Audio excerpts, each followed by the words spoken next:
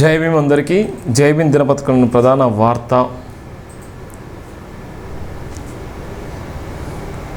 భారతదేశంలో ఉన్నటువంటి భయంకరమైనటువంటి పరిస్థితులు, తెలుగు రాష్ట్రాల్లో జరుగుతున్నటువంటి కుట్రలు కుతంత్రాలు,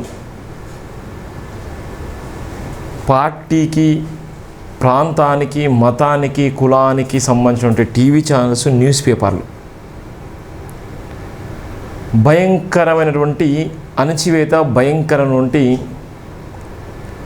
దాడులు, బలమున్నోడిదే రాజ్యం అనే విధంగా జరుగుతున్నటువంటి నేటి పరిస్థితులు.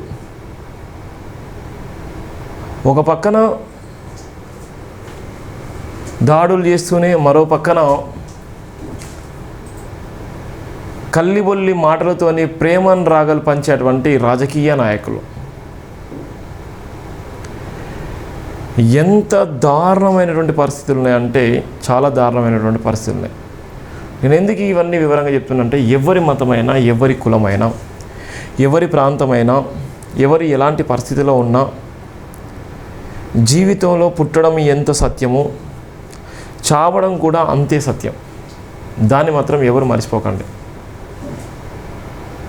ఒకరి జీవితాన్ని మేము ఆగం చేస్తాం, ఒకరి జీవితంలోకి మేము చొరబడతాం, ఒకరి జీవితంలో తినేటువంటి కంచంలో ఉన్నటువంటి అన్నాన్ని గుంజుకుంటాం.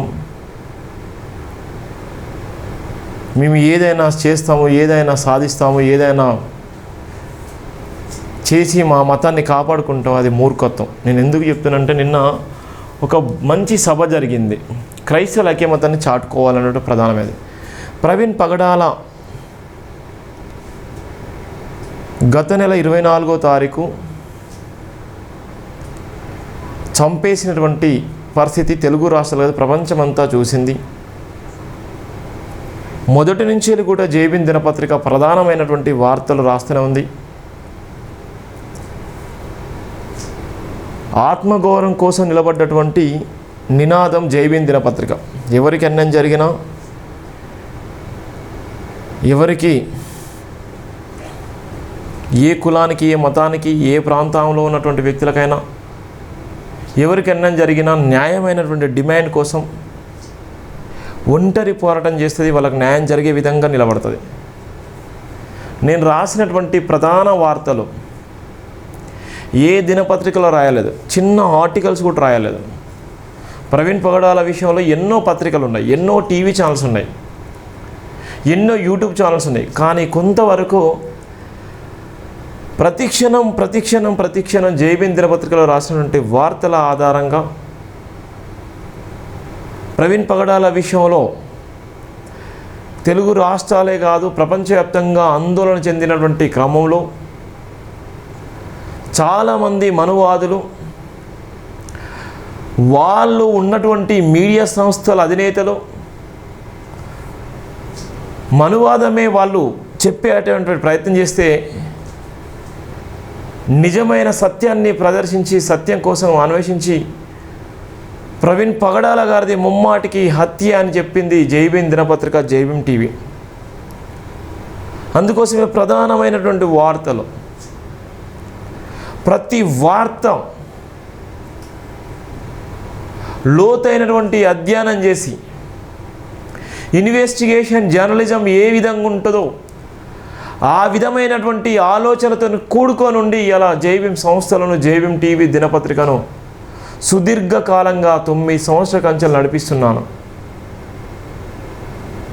ఎంతోమంది యూట్యూబ్ వాళ్ళు అరెస్ట్ అయ్యారు, ఎంతోమంది టీవీ ఛానల్ వాళ్ళు అరెస్ట్ అయ్యారు, ఎంతోమంది కుట్రలు కుతంత్రాలు వేసారు. జై భీమ్ టీవీని, జై భీమ్ దినపత్రికను బంద్ పెట్టాలి, ఎన్నో రకాలుగా ఆటంకాలు సృష్టించారు. ఇంటర్నెట్ సేవలను బంద్ చేశారు.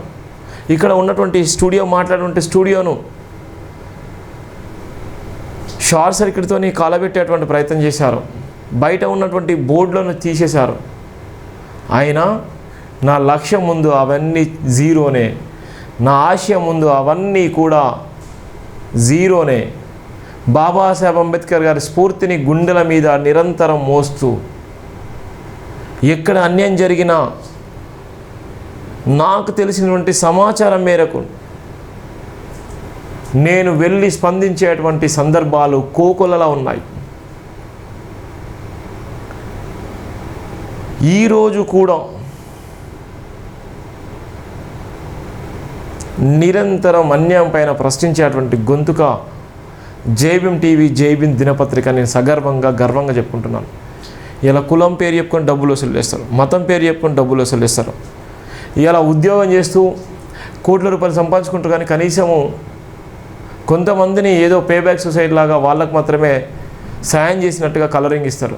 కానీ నిజమైనటువంటి బాబాసాహెబ్ అంబేద్కర్ వారసులకి, నిజమైనటువంటి జాతి బిడ్డలకి నిజంగా సాయం చేసేటువంటి దమ్ము ధైర్యం ఉందా మీకు? ఈ ప్రపంచంలోనే, ఈ భారతదేశంలోనే జైభీం నినాదంతో ఈ సమాజాన్నంతా ఒక పక్కన జై శ్రీరామ్, మరో పక్కన జై బజరంగ్ దళ్, జై బీజేపీ, జై కాంగ్రెస్, జై ఎంఐఎం వివిధ రకాలుగా వాళ్ళు ప్రచారం చేసుకునే తరుణంలో వాళ్ళందరికీ ధీటుగా జై భీమ్ అని ఇలా పార్లమెంట్లో సైతం కూడా దేశ ప్రధాని బాబాసాహెబ్ అంబేద్కర్ రాసిన భారత రాజ్యాంగాన్ని కూడా తన కళ్ళకు అద్దుకునే విధంగా నిరంతరం ఆ నినాదాన్ని వారణాసి నుండి మొదలుకుంటే ప్రపంచవ్యాప్తంగా, భారతదేశ వ్యాప్తంగా ఎంత బలంగా వినిపిస్తున్నానో, ఎంతమంది నిజంగా సాయం చేస్తున్నారు, ఎంతమంది నిజంగా అండగా నిలబడుతున్నారు, ఎంతమంది నిజంగా జైభీం టీవీ ఛానల్ కోసం కష్టపడుతున్నారు, ఎంతమంది నిజంగా జైభీం దినపత్రిక కోసం ఆర్థిక సాయం చేస్తున్నారు, ఎంతమంది నిజంగా జైభీం ఆశయంలో భాగంగా ఎంతమంది pay back to the society చేస్తున్నారు. ఎలా సాధ్యమవుతుంది అనేటువంటిది ఒక్కరోజైనా ఆలోచించలేదు ఎవరు కూడా, ఇప్పటికి కూడా ఆలోచించారు. ఎందుకోసం అంటే బాబాసాహెబ్ అంబేద్కర్ గారు ఎంతో కష్టపడ్డారు.